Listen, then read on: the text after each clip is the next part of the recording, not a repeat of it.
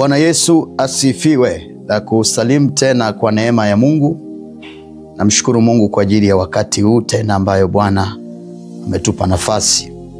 Nadhani kichwa cha habari kinaweza kikakushangaza kidogo, lakini wacha tujifunze maandiko matakatifu.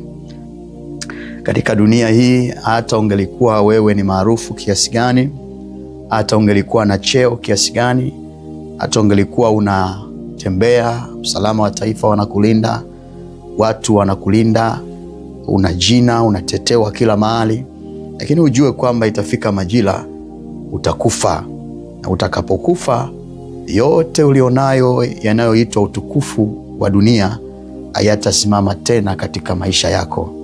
Mwisho wa siku utazikwa na habari yako itaishia hapo duniani, na utaanza maisha mapya mbinguni au maisha mapya kuzimu, kutokana na maisha yako ulioyaishi hapa duniani.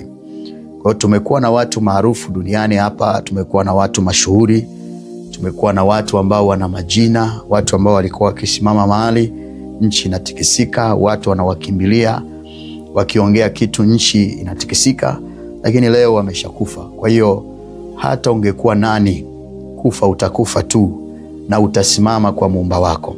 Zaidi ya yote, Mungu ametuweka ili tukupe maelekezo ni jinsi gani unaweza kusimama ili utakapokufa na vyeo vyako vikaishia hapa duniani, ukutane na Muumba wako ukiwa hali, ukiwa msafi, ukiwa umeishi maisha ya utaua duniani, ili uitengeneze milele yako, kwa sababu duniani ni maisha mafupi, lakini iko umilele. Uko umilele. Kwa hiyo tutajifunza leo kuangalia ushetani, kama nilivyosema, ulioko ndani ya hospitali zetu. Wacha nisome maandiko matakatifu katika kile kitabu cha Mathayo 6:22. Biblia inasema, taa ya mwili ni jicho. Basi jicho lako likiwa safi, mwili wako wote utakuwa na nuru. Biblia inasema kwamba taa ya mwili ni jicho. Ni kweli kabisa. Ukiona mtu ni kipofu, ukimwona kipofu, ujue kabisa kipofu haoni. Kipofu haoni, atatembea na wakati mwingine anaweza kujikwaa kwenye mti, anaweza kujikwaa kwenye mahali ambapo ni hatari. Kwa nini? Kwa sababu haoni. Lakini mtu anayeona, mwenye macho, anaona, jicho lake likiwa safi kabisa linaona, mtu huyo mahali popote anakwenda, hata anapokuwa anaendesha gari anaona anakokwenda, anapotoka hapa kwenda mahali pengine ni kwa sababu ya jicho lake linaona, kwenda kazini, kutoka kwenda katika shughuli zake mbalimbali akiwa yeye mwenyewe. Lakini anapokuwa kipofu anahitaji kusaidiwa, usaidizi fulani. Kwa hiyo anasema taa ya mwili ni jicho, bali jicho lako likiwa safi, mwili wako wote utakuwa na nuru. Sasa anazungumzia kwa usafi wa jicho. Nini unaona? Nini unatazama? Manake kile unachokitazama ndicho kinacholeta matokeo katika mwili wako. Jicho lako likitazama mazuri, basi mwili wako utakuwa mzuri na roho yako. Lakini ukitazama pornography, ukitazama picha za ngono, unachafua mwili. Yani mwili unaleta matokeo ya kile unachokiona. Mwisho wa siku unajikuta unachafuka, unakuwa najisi, unatenda dhambi kulingana na kile unachokiona. Kwa hiyo leo nataka kuzungumzia namna ambavyo watu wengi uchafukwa macho yao yanapokuwa yanatazama. Tumekuwa na utaratibu ambao unakuta watu wakiumwa wanakwenda hospitali kwenda kutibiwa. Hapa niseme tu kwamba mimi sio muumini au sio kiongozi ambaye anashauri watu wasiende hospitalini. Hapana. Nenda hospitalini, kwa sababu moja ya njia ambayo Mungu ameweka kwa mwanadamu kupata uzima ni pamoja na kwenda hospitalini. Kwa Mungu ameachilia maarifa. Ila katikati ya hayo maarifa, shetani naye anaweka mikono yake. Shetani naye anaweka mipango yake ya kuhakikisha watu hawawezi kulisi ufalme wa Mungu, wa kuhakikisha watu hawawezi kuiona mbingu. Kwa shetani naye amepitisha ajenda yake ya siri, amepitisha ajenda yake ya kuchafua watu. Mtu anatoka pale anakuwa ametoka kazini, lakini kazini anakotoka anatoka akiwa amechafuliwa. Kumekuwa na mambo ambayo nataka niyakemee kama masihi wa Bwana. Kuna mambo ambayo unakuta mtu ukiumwa, pengine ni mtu mzima au tu mtu anakuwa ana ujauzito, amekaribia siku yake ya kujifungua. Unakuta siku ile ya kujifungua au siku ile ya kupima njia, anayepima njia unakuta ni mwanaume. Yani mwanaume anamwambia mwanamke lala hapo. Na lala hapo, anamwambia vua nguo, pandisha nguo yako. Alafu yeye mwanaume huyo anapima njia katika sehemu zake za siri. Haya mambo yamekuwa ni mabaya sana mbele ya jamii. Na kuna watu wameshindwa hata mahali pa kwenda kusema, wamenyamaza. Lakini kwa sababu sisi tumepata nafasi pia ya kuzungumza kama viongozi wa dini, kushauri katika sekta hii ya afya, basi tutashauri katika jina la Bwana wetu Yesu Kristo. Kwa hiyo unakuta unahudumiwa, unakuta mara nyingi katika upasuaji, wanaopasua watoto wa kike mara nyingi ni wanaume, akiwepo mwanamke anaweza asiwepo kabisa. Na unakuta madaktari wengi wanaofanya upasuaji au wanafanya uzalishaji wanakuwa wengi ni wanaume, wanakuwa wako pale.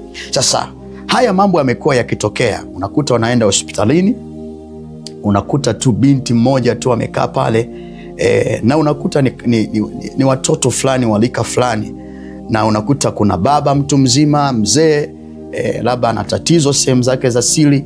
Unakuta anasimama binti, anamwambia baba, karibu sana, pole kwa ugonjwa unaokusumbua, naomba uvue nguo yako ukae pale. Unakuta anayeambiwa akae pale ni baba, yani ni sawasawa na mzazi wake aliyemzaa. Sasa unakuta yule binti anaangalia utupu wa mwanaume mwingine, na ambaye mwanaume huyo analika kama la baba yake. Sasa mambo haya ndiyo ninasema kwamba ni ushetani uliojiingiza katika sekta ya afya. Kwa hiyo tutaangalia maandiko. Je, ndivyo ilivyo kwenye Biblia? Na kuna madhara gani unapoangalia utupu wa mtu? Kwa hiyo mimi ningelishauri kabla sijasoma maandiko kwamba kazi hiyo ni njema, lakini yatupasa kwamba kama anakuja kuhudumiwa mwanamke, kufanyiwa upasuaji au kuzalishwa, basi hawe mtu wa jinsia yake. Imekuwa ni aibu sana. Wakati mwingine kabla sijaanza hili somo niliuliza watu kadhaa, nikawaambia nikauliza mwanamke mmoja, nikawaambia kwa mfano unaenda hospitalini, unafika hospitalini una tatizo katika sehemu zako za siri, alafu unakuta mwanaume pale anakuambia vua nguo yako pale nikague mahali penye tatizo, unajisikiaje? Mara nyingi mtu yule au watu wale ambao niliwauliza walikuwa wanasema kwamba huwa wanajisikia vibaya sana, lakini kwa sababu wanaumwa watafanyaje? Wanajikuta wanafanya kitu ambacho mioyo yao hairidhiki hata wanapotoka hospitalini, na watu wanaendelea wanaona vitu ni vya kawaida. Wacha tuangalie kwenye Biblia. Biblia inasemaje? Nataka nikwambie, yeyote au uwe mwanamke au uwe mwanamke au mwanaume, wewe mwanamke unapoangalia utupu wa mwanaume, ujue kabisa hauwezi kuulisi ufalme wa Mungu. Huwezi kuulisi ufalme wa Mungu. Tena unaangalia utupu wa mwanaume ambaye amekuzidi umri, na hata kama mnalingana haifai, kwa sababu huu ni mwili. Nataka niseme kwamba huu ni mwili. Mwili ukiona kitu, lazima ile nguvu ya kitu kile iingie moja kwa moja katika maisha ya mtu. Na mtu mwingine anaweza akasema kwamba ukiwa umeokoka basi ukiangalia haiwezi kukuzuru. Hapana. Ndio maana Biblia inasema ikimbieni zinaa. Kimbia zinaa. Watu wengi wamekuwa na uokovu wa ovyo ovyo feki, eti wanaangalia tu utupu eti kwa sababu wameokoka au wamemjua Mungu haiwezi kuwaletea matatizo. Hapana. Wewe ni mwanadamu tu. Unapoangalia utupu wa jinsia nyingine, lazima, kwa sababu macho yako ni taa ya mwili wako, inaleta madhara katika mwili wako. Tusome maandiko hapa katika kitabu cha Ruthu Ruthu 4:13. Basi Boazi akamtwaa Ruthu, naye akawa mkewe, naye akaingia kwake, na Bwana akamjalia kuchukua mimba, naye akazaa mtoto wa kiume. Nao wale wanawake wakamwambia Naomi. Hao wanawake walikuwa wamekaa karibu na Naomi. Hao wanawake walikuwa wamekaa karibu na Ruthu, ambaye walikuwa ni wanawake wanaitwa wakunga. Zamani watu waliokuwa wanazalisha walikuwa ni wanawake wenzao. Yaani mwanamke anapopata ujauzito, anaenda kumzalisha alikuwa ni mwanamke mwenzie. Kwa hiyo mwanamke mwenzie mara nyingi wanawake hao, ukikutana na mwanamke anakwambia vua nguo zako hapo, muda umefika wa kukuzalisha, hakuna shida kwa sababu ni mwanamke mwenzie. Lakini unapokutana na mwanaume anakwambia vua nguo hapo, wewe umejirinda, umejitunza huko ulipotoka, nyumbani, barabarani, alafu unakwenda kuweka utupu wako kwa mwanaume hapo. Ni jambo ambalo linahuzunisha sana, japokuwa wao wana mahali pa kusemea. Lakini nataka niseme mimi madhara, ili tuweze kuona ni madhara yapi yanaweza kumpata mtu na kumfanya mtu akaukosa ufalme wa Mungu. Akamwambia Naomi, na ahimidiwe Bwana asiyekuacha leo, hali huna wa jamaa aliye karibu wa uzee wako. Kwa maana mkweo ambaye akupenda, naye anakufaa kuliko watoto 7 wale waliokuwa wamekufa, ndiye aliyemzaa,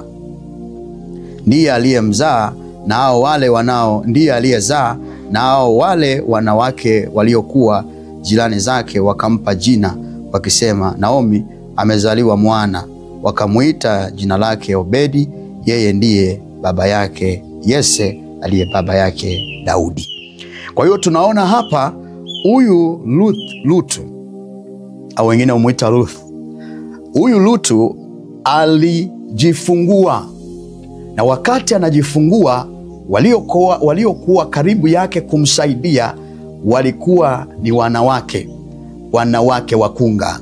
Lakini leo kumekuwa na tatizo, unakuta wazalishaji ni wa kiume wanazalisha. Sijajua huu mfumo umetoka wapi, lakini ni mfumo wa uzalishaji. Ni mfumo ambao unatweza utu wa mtu. Na kweli wanawake wamekuwa wakijisikia vibaya kuona wanaume wakiangalia utupu wao, wakiwaambia kaeni pale. Na hii imekuwa ikileta hata madhara kwa madaktari au wakunga wanaokuwa wanazalisha jinsia tofauti na ya kwao. Nimepata kuzungumza na watu wanaofanya kazi ya uaguzi, na wao wamekuwa wakiniambia kwamba hiyo hali huwa inawachanganya. Nakuta mtu anatoka kazini, tokea asubuhi mpaka jioni ameshaona utupu wa wanawake wengi sana. Anapokwenda nyumbani akili yake haiwezi kuwa sawa. Yeye mwenyewe tu mzalishaji ambaye yeye ni mwanaume na anazalisha jinsia tofauti na ya yeye, akili yake haiwezi kuwa sawa. Na ndio maana Biblia tunaona hapa waliozalisha walikuwa ni wanawake. Lakini leo kumekuwa na mifumo ya kishetani ndani ya hospitali, wanaozalisha ni wanaume. Unakuta anazalisha jinsia ambayo siyo jinsia yake. Au unakuta binti anamwambia mzee mzima kabisa ambaye ana umri wa babu yake, ana umri wa baba yake, anamwambia kaa pale, vua nguo zako ukae pale. Ni vitu vya kudhalilishana, ni vitu vya kutweza utu, ni vitu ambavyo hata machoni pa Mungu si sawa kabisa. Sasa tunaendelea hapa, tuangalie maandiko mengine ni kuonyeshe waliozalisha walikuwa ni wa jinsia ipi, na leo inazalisha jinsia gani. Samueli wa kwanza sura ya 4 mstari wa 19. Tena mkwewe huyo Finiasi alikuwa mjamzito karibu na kuzaa. Basi aliposikia habari ya kutwaliwa sanduku la Mungu na ya kwamba mkwewe na mumewe wamekufa, akajiinamisha akazaa, maana utungu wake ulimfikiria. Hata alipokuwa katika kufa, wale wanawake waliohudhuria karibu naye wakamwambia, usiogope, kwa maana umezaa mtoto mwanaume, walakini akujibu wala akumtazama. Wale wanawake waliohudhuria leo, wahudhuriaji wa kufungua wanawake ni wanaume. Na unakuta wanaume eti anapima njia kwenye uke wa mwanamke, anapima njia kama je, njia iko tayari? Vitu hivi vimekuwa ni udhalilishaji. Vitu hivi vimekuwa ni udhalilishaji kabisa. Hata kama ni kweli mtu yule anakuwa na tatizo, ana jinsi, atafanyaje? Lakini ni vitu ambavyo vinadhalilisha utu wa mtu. Kwa hiyo mimi nilikuwa ninaomba kama mchungaji ya kwamba idara ya afya ingeliangalia hili jambo, kuona ni jinsi gani wanaweza kusaidia jamii kuficha na kutotweza utu wa mtu. Kama mwanaume ana tatizo sehemu zake za siri, basi ahudumiwe na wanaume wenzie, na kama mwanamke ana tatizo, basi ahudumiwe na wanawake wenzie, na asiwe mmoja, wawepo wawili, watatu pale au wanne wakifanya shughuli hiyo ya uzalishaji, lakini wakiwa wanazalisha wanawake wenzie, wakiwa wanafanya operation kwa mwanaume wakiwa wanaume wenzie, hiyo itakuwa ni ya baraka. Kwa hiyo tunaona hapa wazalishaji walikuwa ni wanawake, lakini leo shetani amefanya mabadiliko, ameweka na wanaume ndani ndio wanaozalisha. Na wakitoka pale, usinidanganye eti kwamba ukitoka pale unakuwa sawa. Hapana. Unapoangalia utupu wa mtu, kuna madhara katika fikra zako, katika mawazo yako, na mwisho wa siku unaweza kujikuta hata kwenye ndoa yako haukai sawa sawa, ukawa mtu mzinzi na mtu wa kufanya mambo maovu, kwa sababu kila siku unaona utupu wa wanawake na wewe ni mwanaume. Samueli wa pili 11:2. Biblia inasema, ikawa wakati wa jioni, Daudi akaondoka kitandani, akatembea juu ya dari ya nyumba ya mfalme, na alipokuwa juu ya dari aliona mwanamke anaoga, na huyo mwanamke alikuwa mzuri sana wa kupendeza machoni. Hapo tunaona Daudi siku hiyo akwenda vitani. Wakati wengine wanakwenda vitani, yeye akwenda vitani, na ilikuwa ni kawaida kwamba wafalme walikuwa wanahusika sana katika vita zinapokuwa zinatokea, na wao wanakuwa mstari wa mbele kwa habari ya kuendelea kuongoza jeshi mbele. Sasa Daudi siku hiyo akwenda vitani, akawa amejilaza nyumbani. Mwisho wa siku akatoka muda wa jioni, anapita juu ya ghorofa yake. Biblia yangu inaniambia kwamba wakati anapita, na kule chini palikuwa na nyumba, Biblia inaniambia ya kwamba alipomtazama yule mwanamke anaoga, alikuwa utupu, kwa sababu huwezi kuoga na nguo, alikuwa utupu. Na watu wengine huwa wanaenda kuoga kwenye swimming pool baharini, wanavaa nguo, japokuwa nao ni ushetani tu. Mtu aliyeokoka huwezi kwenda kuoga swimming pool, mtu aliyeokoka huwezi kwenda kuoga baharini, ni ushetani tu, ni kuweka maungo yako nje na utupu wako nje, ili watu wapate kuutamani na kuzinisha watu katika fikra zao. Kwa hiyo hapa tunaona akatazama akiwa kule juu, akamwona mwanamke akioga. Wakati yule mwanamke anaoga, Biblia inaniambia akamtamani yule mwanamke, na akaanza kufuatilia yule ni mke wa nani. Wakamwambia ni mke wa Uria. Kwa hiyo akafanya kitendo kibaya. Kitendo hicho alimwambia mkuu wa jeshi kwamba amtangulize Uria vitani mbele, akapigwe, ili yeye apate nafasi ya kumuoa huyo mwanamke ambaye alimtazama akiwa juu ya ghorofa. Kwa hiyo ni madhara haya ya kutazama. Unapotazama mtu akiwa utupu, lazima tu katika maisha yako au fikra zako zitachafuliwa, kwa sababu nuru ni macho, kama Biblia tulivyosoma pale, ni taa ya mwili mzima. Kwa hiyo yakiwa safi na mwili unakuwa safi. Kwa hiyo Daudi alipotazama kwa macho yake, mwili ukachafuka, akawa na mawazo mabaya ya kuwaza kuzini na mke wa mtu mwingine. Kwa hiyo ndivyo ilivyo hata hawa madaktari hawa wa kiume wanaozalisha wa kike, hivyo hivyo wanapotoka pale huwa wana picha chafu kwenye akili zao, na hawawezi kulisi ufalme wa Mungu, kwanza kwa kuangalia utupu wa jinsia tofauti na ya kwao, pili kwa kuangalia kwa sababu unapoangalia lazima tu, Daudi mwenyewe alikuwa ni mtu wa Mungu, Daudi mwenyewe alikuwa ni mtu wa Mungu, lakini hapa Daudi hapa alichanganyikiwa. Daudi hapa aliacha njia ya Bwana. Daudi hapa alifanya makosa. Kwa hiyo madaktari wengi wamekuwa wakifanya makosa kwa kuangalia tupu za wanawake ambao ni jinsia tofauti na wao. Kwa hiyo kuna makosa mengi yanafanyika. Anaweza asibake yule mwanamke anayemuona wa jinsia tofauti akiwa anamhudumia, lakini kwa akili yake akawa amembaka.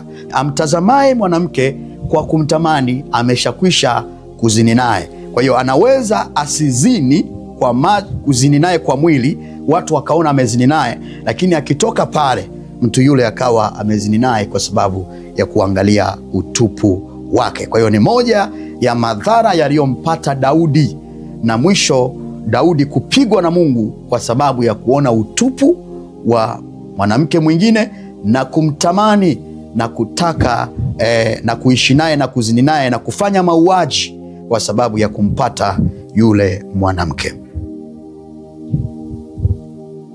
Tuangalie madhara mengine ya kuangalia utupu wa mtu. Mwanzo 9:21. Akanywa divai akalewa, akawa uchi katika hema yake. Baba wa Kanani akauona uchi wa baba yake, akawaeleza ndugu zake wawili waliokuwa nje. Shem na Yafet wakatwaa vazi wakaitanda mabegani mwao wote wawili, wakaenda kinyumenyume, wakafunika uchi wa baba yao, na nyuso zao zilielekea nyuma, wala hawakuona uchi wa baba yao. Nuhu akaelevuka katika uelevu wake, akajua mwanawe mdogo alivyomtenda, akasema, na alaaniwe Kanaani, atakuwa mtumwa kabisa kwa ndugu zake. Yule aliyeona utupu wa baba yake akaenda kuambia ndugu zake kwamba baba yuko ndani, yuko uchi. Biblia inasema wale wawili walikuwa wana akili, wakaja na nguo kinyumenyume wasiuone utupu wa baba yao, wakafunika. Kwa hiyo yule aliyeona yeye alienda kuwapasha ndugu zake, akauona utupu wa baba yake. Watu wengi wamekuwa wakipata laana kwa sababu ya kuona tupu za watu wenye umri kama baba zao. Kwa hiyo nataka niseme ni shauri hapa kwamba ikiwa kuna operation inafanyika inayohusu mwanamke, basi wanawake wafanye hizo operation kwa ajili ya wanawake wenzao. Ikiwa kuna operation inayohusu wanaume, basi wanaume wafanye operation kwa wanaume wenzao, ili isaidie jamii, kwa sababu unapoona utupu wa jinsia tofauti, kuna laana inakuwa juu yako, kuna mawazo mabaya yanakuwa juu yako yanayoweza kukupelekea ukaukosa ufalme wa milele au ufalme wa Mungu. Ndicho ambacho nilikuwa nataka kuzungumza, kwamba ni moja ya ushetani, japokuwa mambo mengi yanafanyika, mengine ni asiri, lakini hiki kilicho wazi basi. Na kuna kitu kingine ambacho kinafanyika. Madaktari wamekuwa pia wanatoa mimba. Nakuta mtu hataki kuzaa, basi wao wanampa dawa au wao wanafanya namna wanatoa mimba, na imekuwa inafanyika hiyo sana, japokuwa nadhani si jambo jema mbele ya serikali au mbele ya jamii au mbele za Mungu, lakini wamekuwa wakifanya, na miongoni mwa hayo mengi wakiyatenda ndani ya hospitali. Chochote unachokifanya kinyume na mapenzi ya Mungu ni hatari. Tunakumbuka Biblia katika kile kitabu cha Kutoka, tunakumbuka pale wale wanawake wa Kiebrania waliokuwa wakiwazalisha wanawake, wale wakunga waliokuwa wakizalisha wanawake wa Kiebrania. Tunakumbuka Biblia inasema kwamba Farao aliwaambia wale wanawake kwamba kila atakayezalishwa mwanaume, kila mwanamke atakayezaa mwanaume, basi sharti yule mwanaume au yule mtoto mume auliwe. Tunakumbuka tunakumbuka hawakuifuata ile kauli ya yule mfalme kuwa watoto wa kiume, na Biblia inasema ukisoma pale chini, Mungu akawajalia wale wakunga akawabariki. Kwa hiyo wakunga walikuwa ni wanawake waliokuwa wanazalisha wanawake wenzio wanaume wanaweza kufanya operation ya tenzi dume kwa wanaume wenzie, na hiyo inakuwa ya baraka machoni pa Mungu. Kwa hiyo ni shauri sekta ya afya kwamba inaweza ikaliangalia hili kuona ni jinsi gani wanaweza kusaidia, lakini mara nyingi imekuwa haipendezi kwa wale wanaokuwa wanafanyiwa mambo hayo na jinsia tofauti na ya kwao. Mungu awabariki, nikutakie baraka njema katika jina la Yesu.